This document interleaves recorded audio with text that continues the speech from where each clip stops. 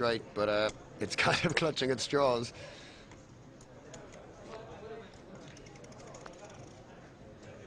There's another club, so Yeah, it's a 7. It's a 7, and it can't be the 7 of clubs, so he's down to 1 card. He's gonna make it. Case 7 of hearts. 2 out. 7 of clubs. 7 of clubs would be a cool card, but no. Ace of spades. Okay, guys. Good luck. Which I think means the end of Peter's tournament. Yeah, I don't know whether I was in love with his play in the previous hand, and that might have contributed to that one. I think Peter perhaps will have a little word with himself about today's performance. Well, maybe Bex can do that for us. Actually, I came here a week ago. I came here to play golf with my brother. So I've been playing some of your excellent links courses. And I play a lot of poker, so that was one of the main reasons too to come here. But not the only reason.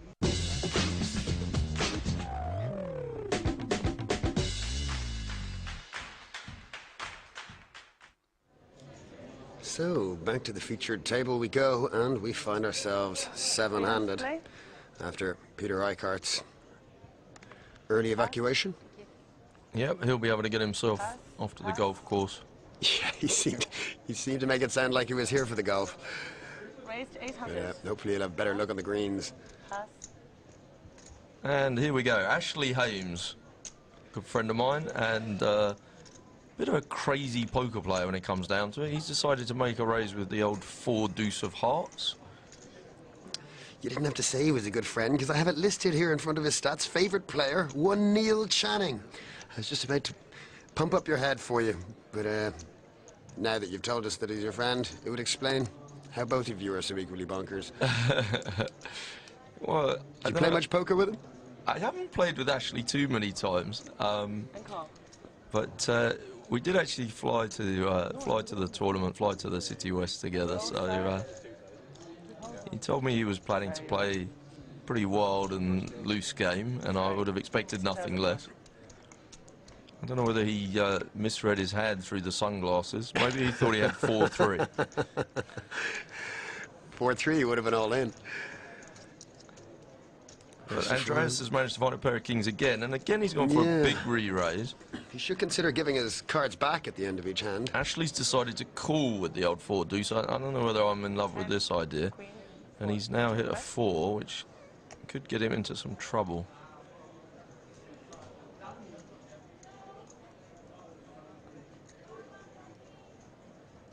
Andreas trying to figure out whether to make a move or let Ashley try and tie up his own noose. Yeah, there's a straight draw and a flush draw there, so the traditional thing would be to bet out. Probably make a bet of about 4,000 or something.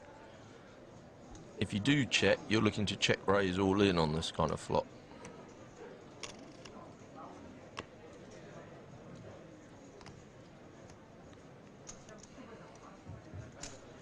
Thereabouts 4,625. Wow, you really like that.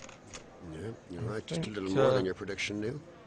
Ashley's always been a swasher and a buckler when he plays. I think he might have swashed and buckled a bit too much in this hand, though. It's maybe 2,800 he couldn't really afford to be just giving away. With a 4 high. There we see the delightful earlobes of one Catherine O'Brien from Blackpool, England. 300 to play. Pass and pass. Not quite sure what 2 cards Ashley found to fold there. Yeah, if he's going to play the 2-4. Pass. Fiacre Mir has joined us in Peter Eichhardt's seat. Yeah, Fiacre played, they had another tournament here in the City West, the Irish Winter Festival, and he managed to win that one.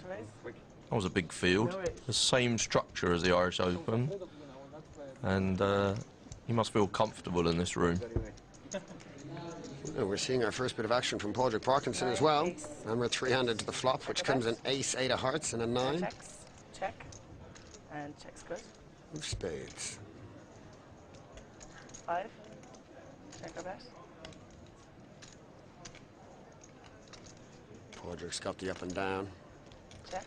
McDonald with the gut shot. Well, no, he needs the 10 jack. So They're about Miguel 700. Yeah, and David- Parkinson have the up and down. And David's made the straight. The five's given him the Oh, small end of the five. straight. Absolutely, hadn't But noticed that. Porrick has the draw to the higher straight.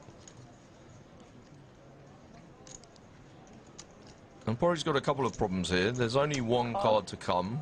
There's also hearts on the board and an ace there. He knows if he hits his straight but it comes a heart, he may be in trouble. Yeah. And he knew he couldn't really raise because there's a good chance somebody already had an ace in their hand. So it Well, was a tricky situation for him. you can see now that David McGowan from Greencastle, Donegal, Check. has the 100% mark beside his hand. 2 checks over to him. What'll he get paid here? 1,000? 15? More? Well, I guess he's thinking that one of these players must have an ace. So he needs to bet an amount that an ace is going to pay him off. And I think he's gone for a good amount, 1,700. He's just unlucky that nobody had anything at all. They're going to take a little bit of time before they fold.